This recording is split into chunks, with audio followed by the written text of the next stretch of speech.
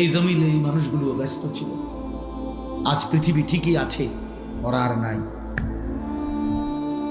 আকসিরু যিকরা হাদিমিল লাযযাত, আল্লাহ নবী সাল্লাল্লাহু আলাইহি ওয়াসাল্লাম বলছেন, উম্মত সমস্ত স্বাদ, আনন্দ, উল্লাস, ফুর্তি, সব মজা শেষ করে দিবে যেই মৃত্যু, সেই মৃত্যুকে বেশি বেশি স্মরণ করো। সব সব ঠান্ডা করে দিবে, সব স্তব্ধ করে দিবে, সব স্তব্ধ করে দিবে। আল্লাহ তাআলা বলছে, মিনকুম মান ইউতাওয়াফা মিন ক্বাবলু, আমার বান্দা মনে রেখো, আমি কিন্তু সকলকেই যুবক, সকলকেই বৃদ্ধ বানাই না।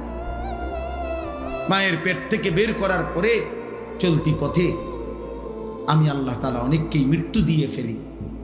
দেখ, কথা বলে না, জন্মিলেই তো বুড়া হয়, প্রত্যেকটি বাচ্চাই তো নিশ্চিত বুড়ো হয়।